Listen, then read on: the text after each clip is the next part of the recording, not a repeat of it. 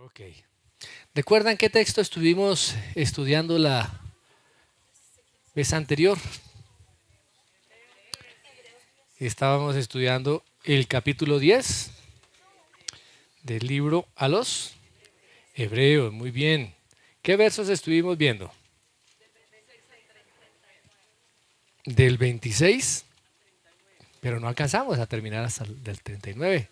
Creo que vimos hasta el 25, si no estoy mal. ¿Sí? ¿Qué vimos en estos primeros versos? ¿De qué estuvimos hablando? ¿Cuál era el tema principal? Sobre la apostasía. Muy bien. ¿Qué es la apostasía? Rechazar la verdad de Dios. ¿Qué más?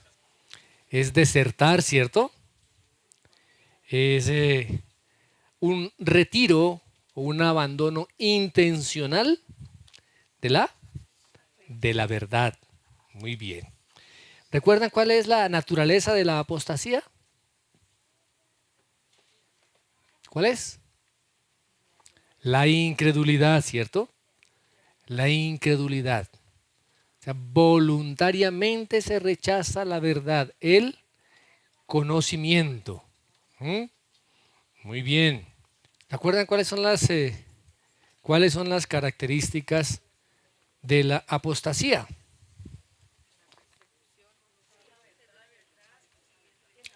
Que se conoce la verdad, se conoce y se reconoce la verdad del Evangelio.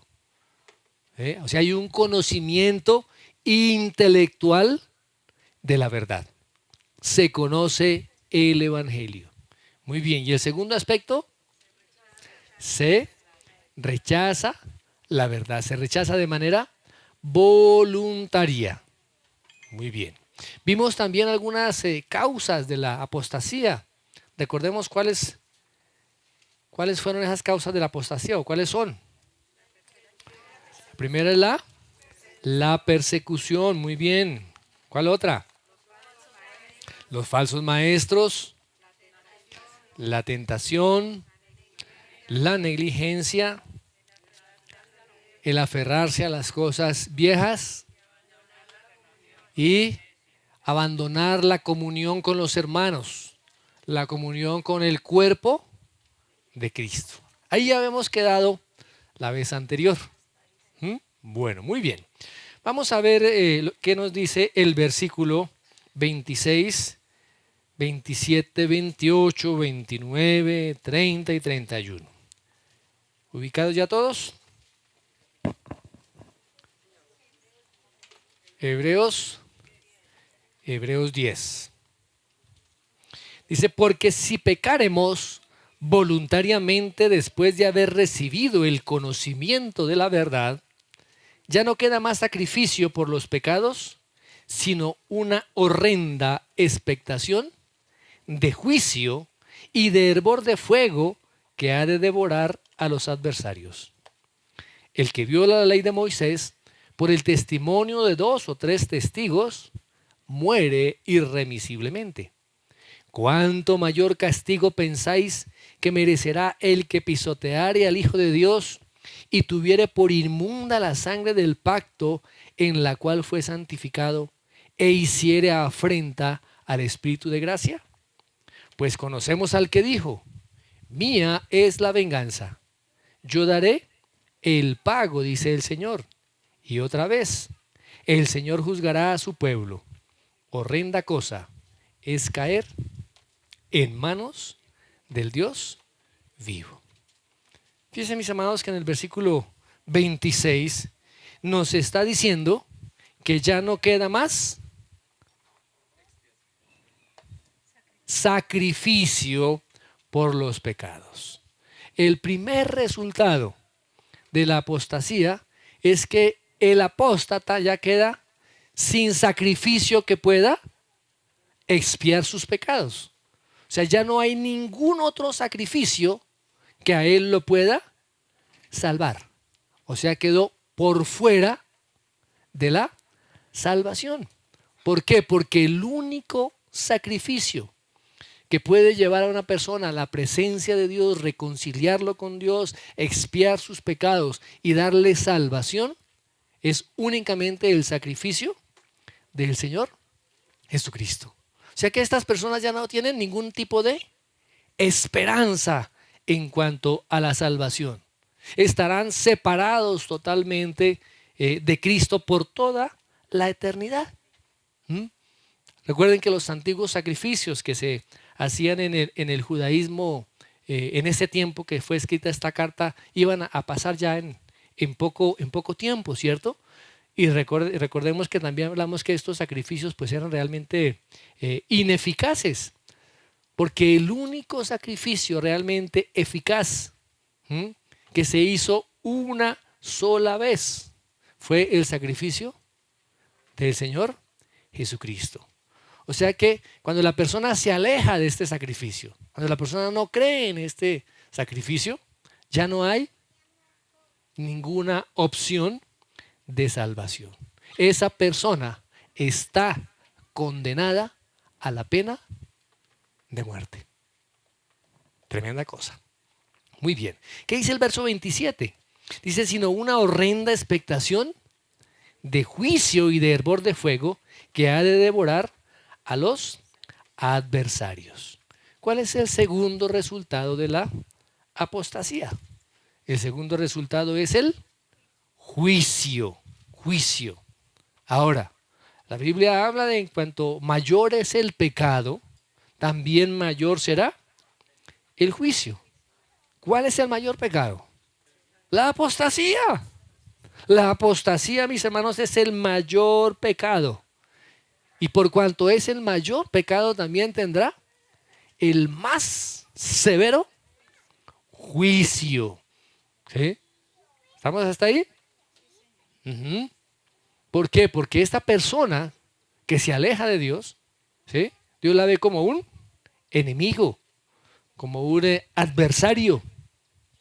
Y el juicio de Dios viene sobre esta persona. Y el juicio de Dios es algo horrendo, pero es algo cierto, porque la palabra de Dios lo dice. Recuerdan que cuando el Señor Jesucristo expulsó allí los demonios que se encontraban en el Gadareno, recordemos allá que se encuentra ahí en Mateo 8:28, los demonios le dijeron al Señor Jesús, ¿qué tienes con nosotros, Jesús, Hijo de Dios? ¿Has venido acá para atormentarnos antes de tiempo? Fíjese que los demonios sabían que vendría un tiempo de juicio, un tiempo de tormento, y estaban asustados ante la situación de que el Señor Jesucristo pudiera acelerar ese tiempo, de que llegara ese tiempo antes. Y parece que estos demonios lo sabían muy bien, mejor que muchos cristianos hoy en día, que va a haber un juicio, porque es que de eso muy poco se habla. Hoy en día se le dice a la gente que simplemente va a ser bendecida y que Dios la va a prosperar, pero no se habla del juicio que pueden o que van a enfrentar si no han puesto completamente su fe en el Señor Jesucristo y en la obra que Él realizó allí en el Calvario. Muy bien. Pero recordemos que los demonios le dan la espalda al Señor Jesucristo. Él también explica a través de una parábola que se encuentra allí en Mateo capítulo 13, versos 38 al 42. Miremos lo que dice. Dice, el campo es el mundo. La buena semilla son los hijos del reino y las cizañas son los hijos del malo. El enemigo que la sembró es el diablo y la siega es el fin del siglo. Y los segadores son los ángeles. De manera que como se arranca la cizaña y se quema en el fuego, así será el fin de este siglo. Enviará el Hijo del Hombre a sus ángeles y recogerán de su reino a todos los que sirven de tropiezo y a los que hacen iniquidad, y los echarán en el horno de fuego.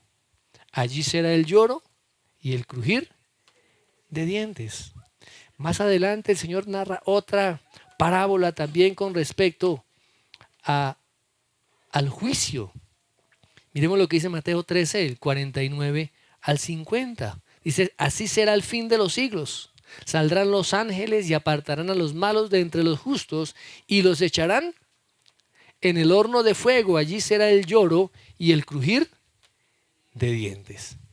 También el apóstol Pablo advierte a sus hermanos en Tesalónica esta verdad. En su segunda carta, capítulo 1, versos 7 al 9, dice así la palabra: y a vosotros que sois atribulados, daros reposo con nosotros cuando se manifieste el Señor Jesús desde el cielo con los ángeles de su poder, en llama de fuego, para dar retribución a los que no conocieron a Dios, ni obedecen al evangelio de nuestro Señor Jesucristo, los cuales sufrirán pena de eterna perdición, excluidos de la presencia del Señor y de la gloria de su poder.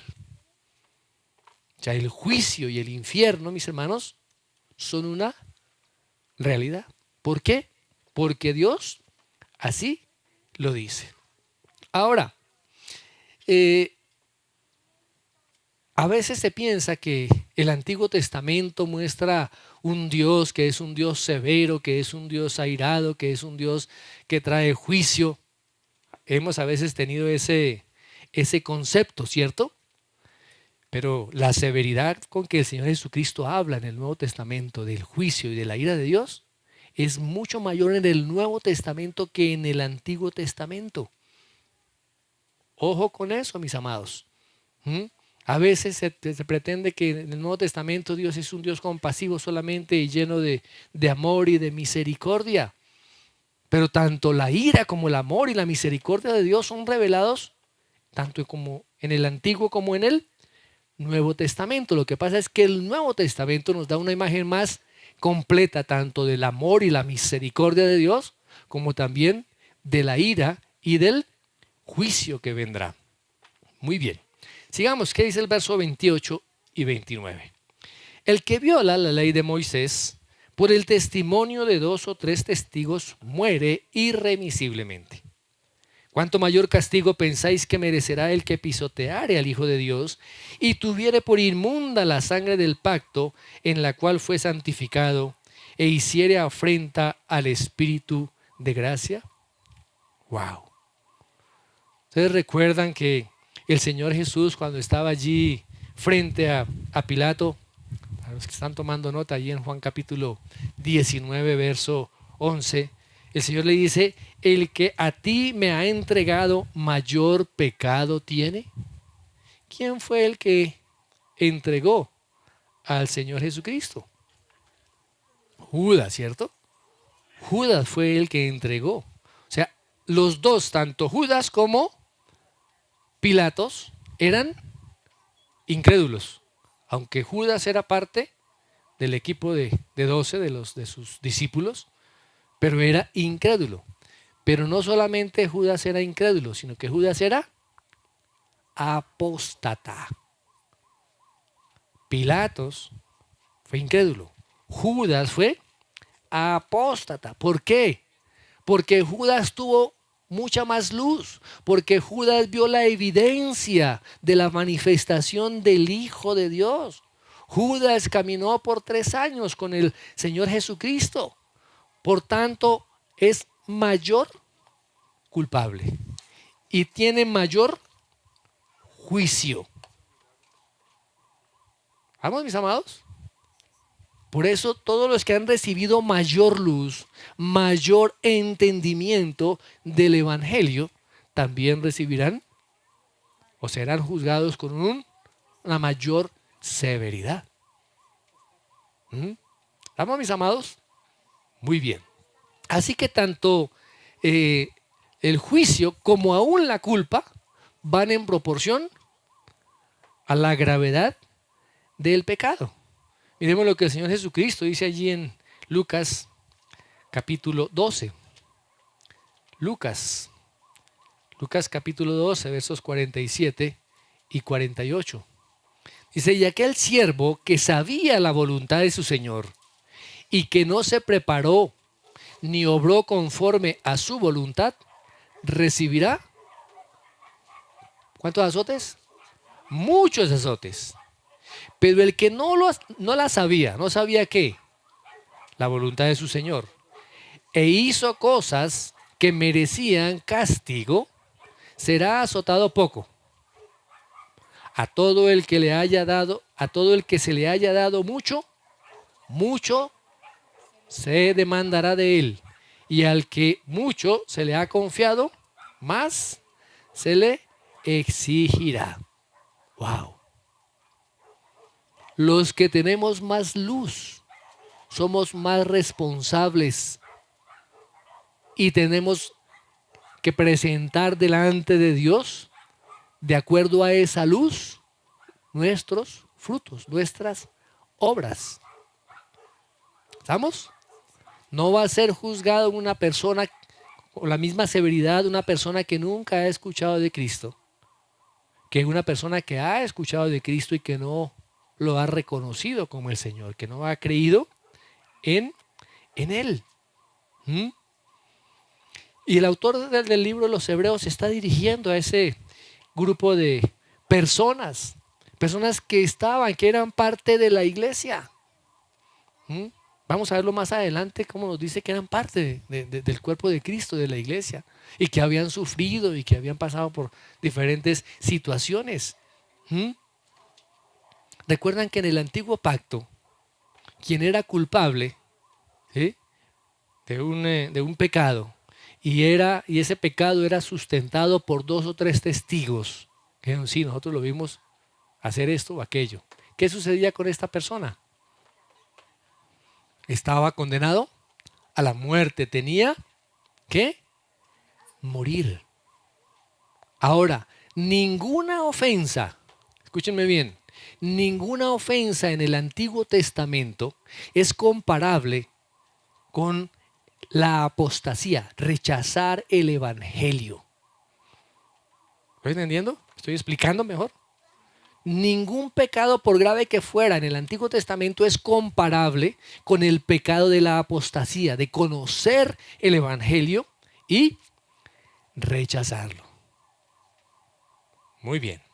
Continuemos, miremos lo que dice el verso 10, el verso 29 del capítulo 10. Dice: ¿cuánto mayor castigo pensáis que merecerá el que ha hollado bajo sus pies al Hijo de Dios y ha tenido por inmunda la sangre del pacto, por la cual fue santificado y ha ultrajado al Espíritu de gracia? Esa es la versión de la Biblia de las Américas. ¿Qué hace el apóstata?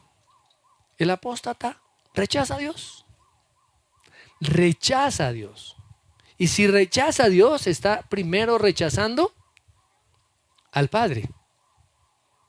Si rechaza al Padre, pues también está rechazando al Hijo y por ende también rechazar al Espíritu Santo.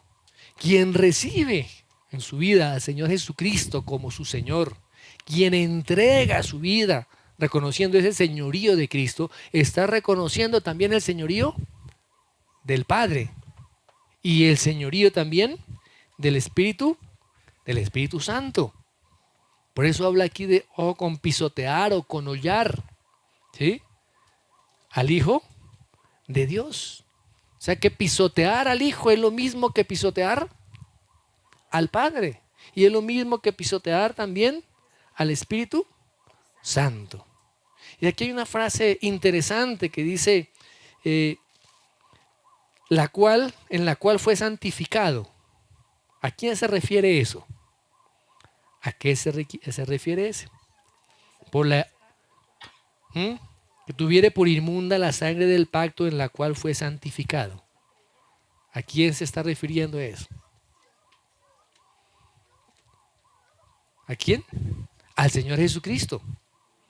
El apóstata está considerando inmunda la sangre de Cristo. Y un apóstata pues no puede ser santificado porque está rechazando al Padre, al Hijo y a la obra del Espíritu Santo. Recuerden que cuando el Señor Jesucristo estaba allí en su oración sacerdotal allí en Juan 17:19. Él dice que Él se santifica por amor a todos aquellos que han creído en Él. Él se santifica. ¿Estamos claros ahí, mis amados? Y esa sangre derramada en el Calvario es la que santifica. ¿Y qué hace el apóstata? El apóstata considera que esa sangre no tiene ningún valor. Es una sangre común y corriente, una sangre como la de cualquier otra persona. Y recordemos lo que dice la palabra. ¿Qué valor tiene la sangre de Cristo? Tiene mucho más valor que todas las piedras preciosas, que todo el oro y todas las riquezas del universo. Y de igual manera los apóstatas rechazan la obra del Espíritu Santo. Porque ¿qué hace el Espíritu Santo en la vida de una persona? El Espíritu Santo lo primero que hace es comenzar a preparar el corazón de la persona para que esa persona reciba el Evangelio. Para que esa persona reciba el Evangelio. ¿Sí? Dice la palabra que el Espíritu Santo da convicción de pecado, de justicia y de juicio. Cuando esta persona rechaza esa obra, está rechazando la obra del Espíritu Santo. Está pisoteando al Hijo y está pisoteando al Padre. Muy bien, miremos lo que dice el versículos 30 y 31. Dice, pues conocemos al que dijo, mía es la venganza, yo daré el pago, dice el Señor. Y otra vez el Señor juzgará a su pueblo. Horrenda cosa es caer en manos del Dios vivo. Dios es un Dios paciente. Dios es un Dios amoroso. Dios es un Dios lleno de gracia. Y la voluntad de Dios es que nadie se pierda. Miremos lo que dice allá en Segunda de Pedro 3:9. Dice, el Señor no se tarda en cumplir su promesa, según algunos entienden la tardanza, sino que es paciente. ¿Para quién? Para con vosotros, no queriendo que nadie perezca, sino que todos vengan al arrepentimiento. Quien da la espalda, mis amados hermanos, a esa gracia del Señor, a ese regalo de Dios, ya no hay ninguna otra oferta en el universo que pueda traer salvación. ¿Qué viene sobre la vida de esta persona? Juicio. Juicio viene sobre la vida de esta persona. Muy bien. Ahora, mis hermanos, ¿cómo se puede detener la apostasía? ¿Qué freno se le puede aplicar a la apostasía? Estos judíos que estaban a punto de creer, el autor se dirige a ellos y les dice, bueno, aquí hay unas cosas que ustedes tienen que mirar y tienen que revisar con cuidado. Miremos lo que dicen los versículos 32 al 34. Pero traed a la memoria los días pasados, en los cuales después de haber sido iluminados, sostuvisteis gran combate de padecimientos, por una parte, ciertamente, con vituperios y tribulaciones fuisteis hechos espectáculo, y por otra llegasteis a ser compañeros de los que estaban en una situación semejante, porque de los precios también os compadecisteis, y el despojo de vuestros bienes sufristeis con gozo, sabiendo que tenéis en vosotros una mejor y perdurable herencia en los cielos. Aquí el autor parece que conocía bien a todos aquellos que está dirigiendo la carta. Sabe de ellos. Dice que participaron en la iglesia, que son parte de la iglesia. Por eso habla de que llegasteis a ser compañeros. ¿Y a quién se le dice compañero? Compañero. A los que estamos compartiendo o tenemos algo en común, ¿cierto? Y dice que como compañeros también sufrimos o experimentamos padecimientos, dice la palabra, ¿cierto? Vituperios, tribulaciones, ¿m? Burlas, fueron hechos de espectáculo. De pronto para la gente de afuera, estas personas pues eran cristianos, eran parte de la iglesia. ¿Mm? Pero resulta que no eran creyentes. Ojo, no eran creyentes, eran parte de la iglesia, asistían a las reuniones de la iglesia, pero no eran creyentes. Incluso, dice la palabra, que habían sufrido persecución. ¿Mm? Habían sufrido persecución y esa persecución todavía no los había alejado. ¿Mm?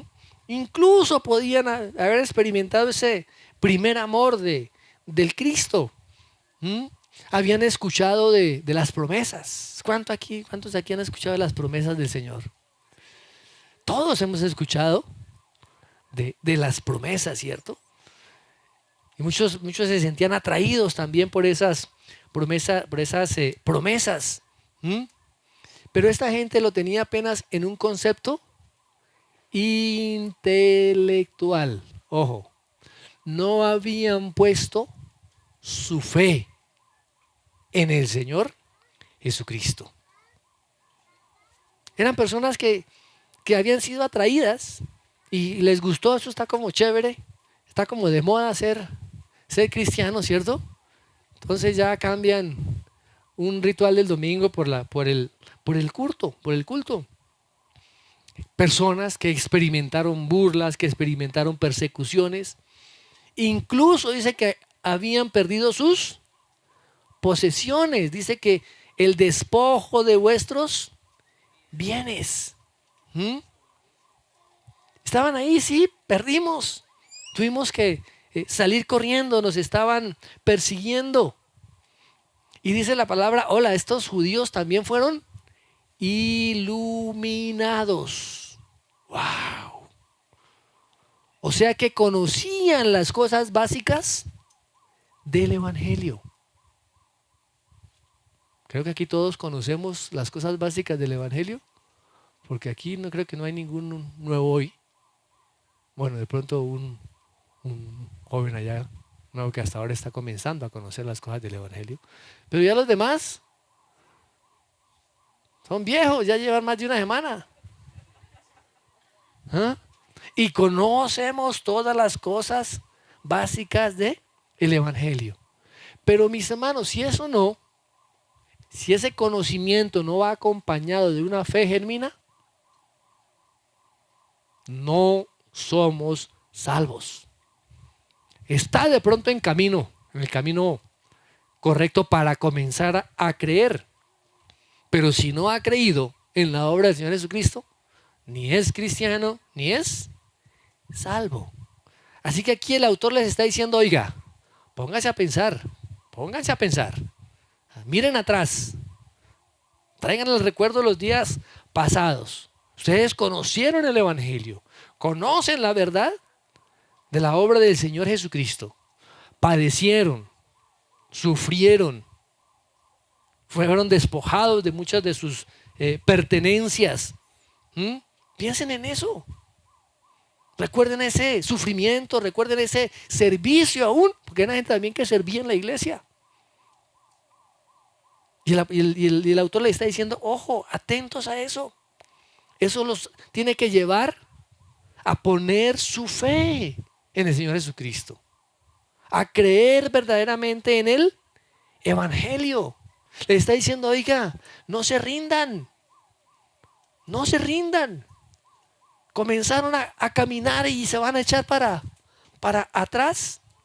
Han aprendido ustedes el Evangelio, han sufrido, se han sacrificado y van a quedar en la mitad del camino. Y les está diciendo, ojo, no tiene por qué ser así. Pongan su confianza en Cristo. Crean plenamente en el Evangelio. Ustedes recuerdan que el Señor Jesús también allí en la parábola del sembrador se refiere a la semilla que cae ahí entre piedras, ¿cierto? En el terreno pedregoso. Y dice que estas personas son aquellas que soportan hasta cierto grado la persecución, las heridas, pero que más adelante esta planta se seca. O sea, estas personas terminan desertando, desertando. Por eso aquí el autor nos dice, oiga, traigan a memoria, recuerden, vuelvan a reconstruir en su mente. ¿En qué consiste la salvación? Todo lo que han aprendido, tráiganlo nuevamente a memoria. Todo lo que han experimentado, todo el evangelio, esa verdad, vuélvanla a traer al corazón. Recordar, cordial, viene de corazón, cordial. Recordar, volver al corazón, volver a recordar. A recordar, mis amados. Pero cuando no se cree, ya no hay ninguna otra cosa que se pueda hacer. Y el segundo aspecto o el segundo freno que podemos decir en contra de la apostasía es que les está diciendo en el versículo 35 y 36, dice, no perdáis pues vuestra confianza que tiene grande galardón, porque es necesaria la paciencia para que habiendo hecho la voluntad de Dios, obtengáis la promesa. Les está diciendo, oiga, ¿ustedes saben cuál es la promesa? ¿Ustedes saben cuál es la promesa? La vida eterna, mis hermanos. La vida eterna es la promesa. No dejen su confianza en Cristo. Asegúrense de ese galardón, aseguren esa promesa, ese premio. Miren hacia atrás y recuerden lo maravilloso que parecía esa promesa, pero aférrense a esa promesa que está delante de ustedes. Y para eso, como dice la palabra, se necesita paciencia. ¿Y qué más? Y perseverancia. Para evitar que las circunstancias de la vida los hagan volver atrás. Habían visto la luz del evangelio, fueron iluminados, fueron perseguidos, sufrieron, perdieron cosas, pero todas esas cosas eran cosas externas, cosas que no tenían realmente el valor eterno, que no se pueden comparar con la promesa que tenemos. No sé si algunos de nosotros podemos comparar alguno de nuestros gozos terrenales con lo que nos espera. No, es que a mí me fascina comerme un postre de no sé qué, de melocotones o de merengones o de fresas o de leche, no sé qué. Y es que eso no hay comparación con eso. O el hecho de tener alguna posesión o tener un auto, una cicla, qué sé yo, un par de guayos, de tenis, de ropa, de casa, ¿sí? Que se pueda comparar a lo que nos espera. No hay nada, mis hermanos, ni siquiera su cónyuge, ni sus hijos, que pueda ser comparable con la promesa que tenemos, con el galardón que tenemos. ¡Wow! Y a veces nos desvivimos tanto por las cosas que se van a quemar. ¿Sí sabía que se van a quemar? Ya está comenzando, ¿no? Ya han habido incendios en Casanare, incendios por allá en el Guaviare, incendios por allá en la costa. Aquí también ha habido incendios en Boyacá, California. Esos son principios de lo que va a suceder. Cuidamos tanto las cosas y nos aferramos tanto a las cosas materiales y todo va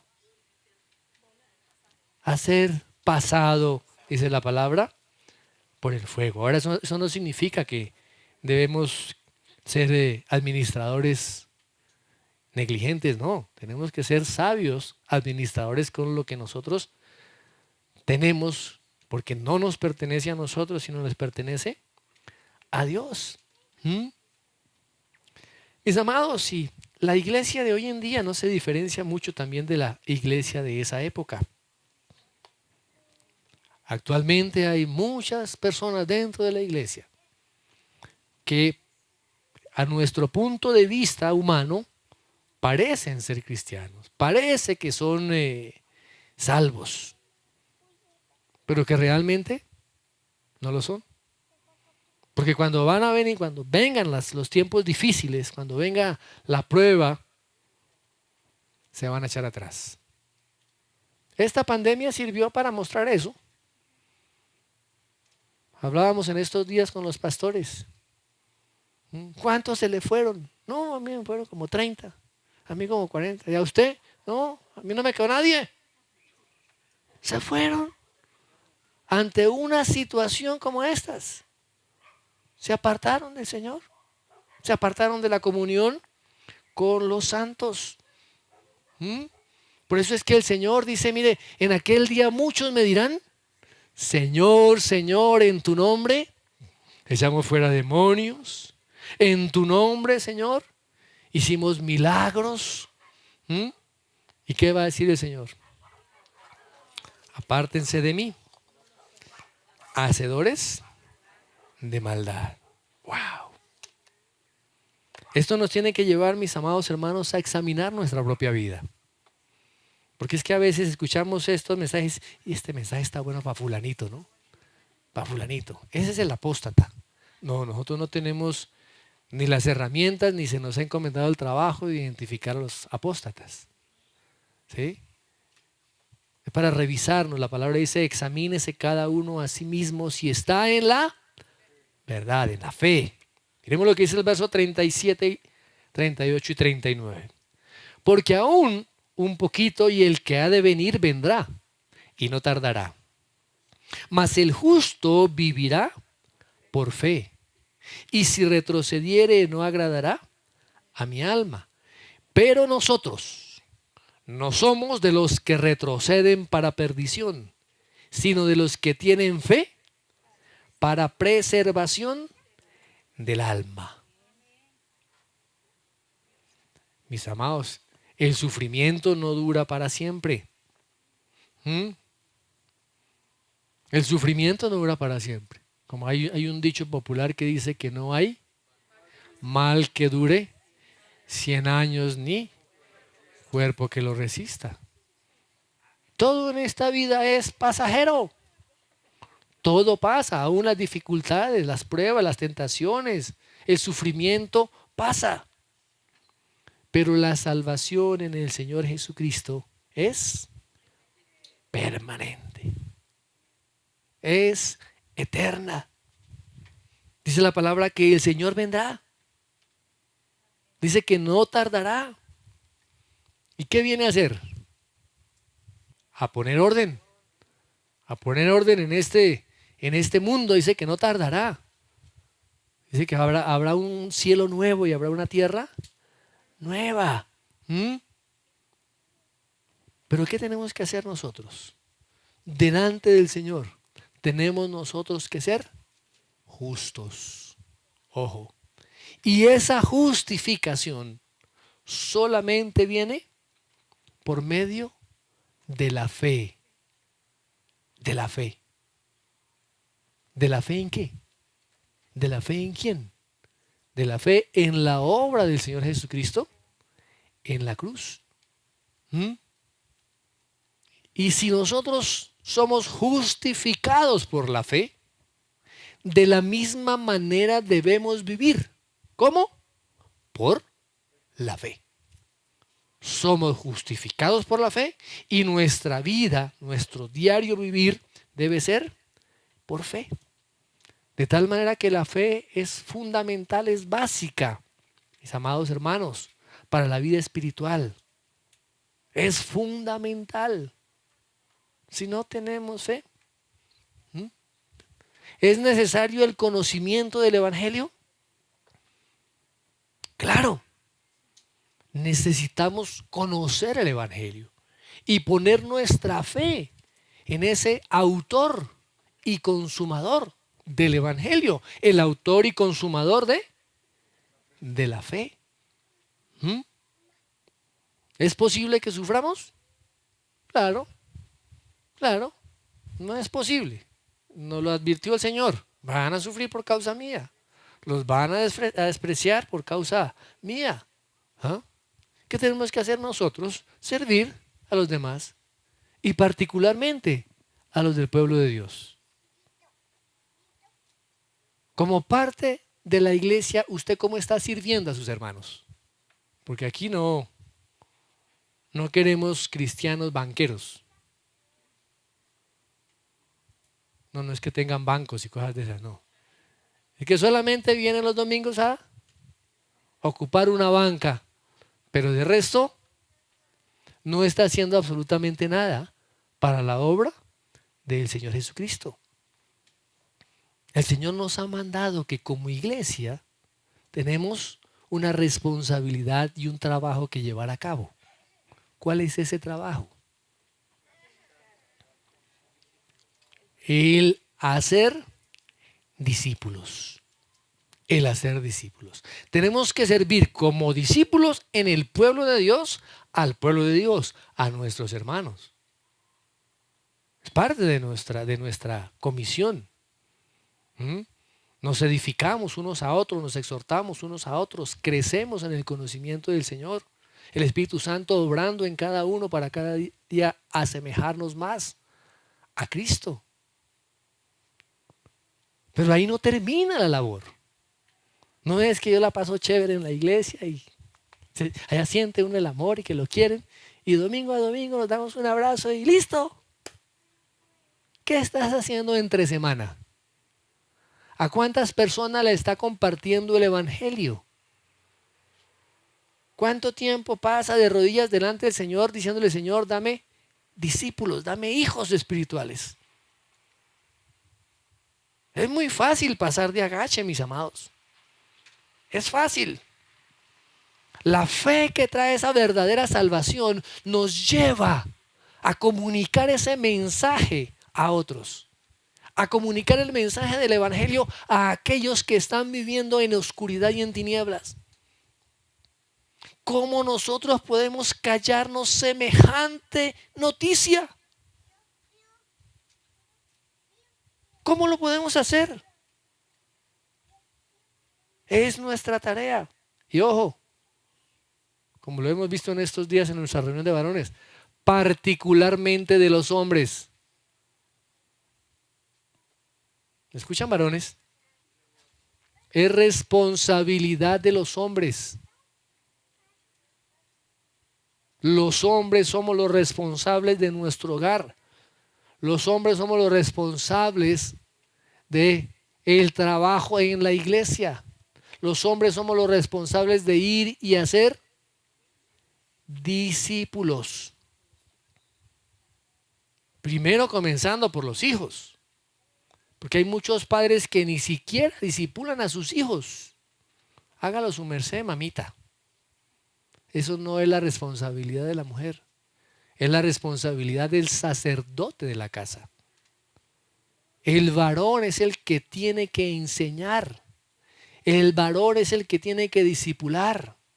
El varón es el que tiene que llevar el mensaje del Evangelio, las buenas noticias a cada uno de sus hijos y a su esposa. El varón es el responsable de que esa fe sea creciente en cada uno de los miembros de su familia. ¿Y qué va a traer esa fe? Pues trae salvación. Y como dice aquí el texto, ¿va a servir para qué? Para preservación del alma. ¡Wow! ¿Usted ha pensado alguna vez, se ha detenido a pensar dónde pasarán sus hijos la eternidad?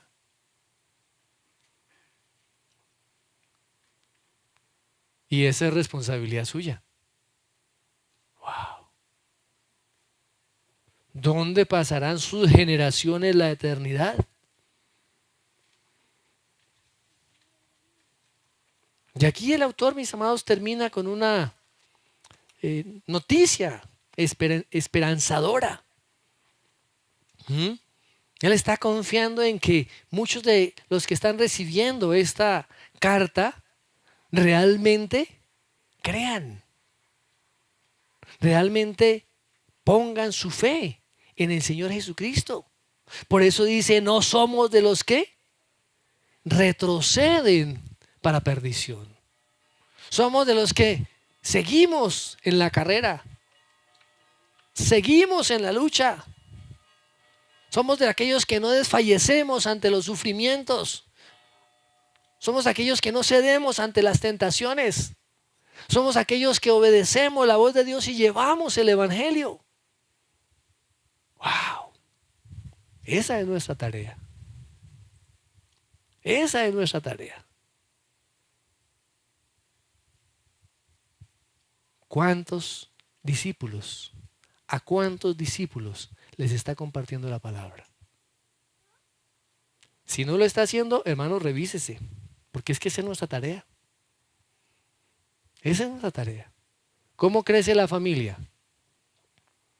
Un hombre casado con una mujer, en la intimidad engendran. ¿Y cómo vienen los discípulos espirituales? Un hombre, una familia metida con Dios, en intimidad con Él, diciendo: Señor, dame discípulos. Dame la oportunidad de compartir la palabra a todos aquellos que están en oscuridad y en tinieblas. Ayer hablábamos, ¿cuántos de nuestra familia todavía son incrédulos?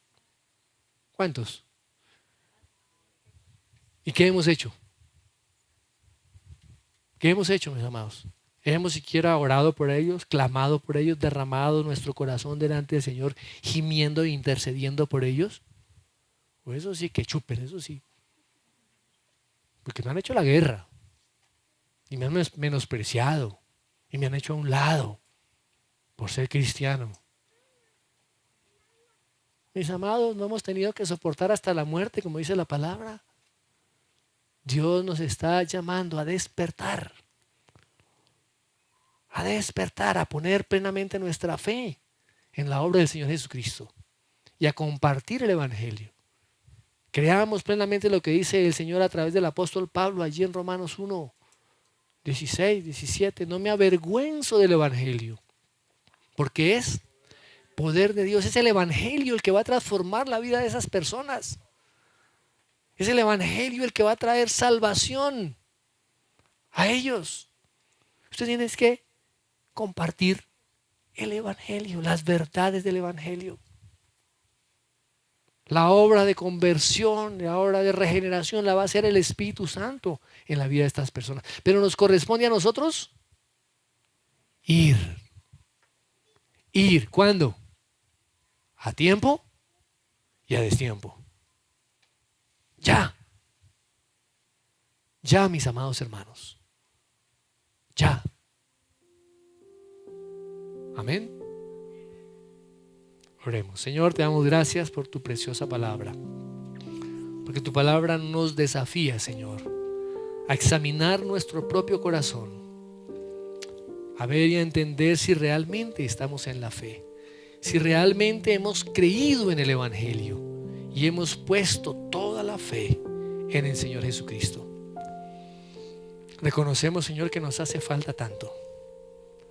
Reconocemos también, Señor, que hemos sido tan pasivos con la labor, con el trabajo que tú nos has mandado a realizar. Comenzando por nuestro hogar, Señor. Danos entendimiento, luz y claridad de la responsabilidad que tenemos como varones, como esposas y como hijos, Señor, del trabajo que tenemos que hacer a diario. Que podamos centrarnos plenamente en las cosas que son eternas. Que seamos administradores sabios aquí en la tierra, pero que nuestra mirada, Señor, esté allí mirando al invisible, allí en lo alto.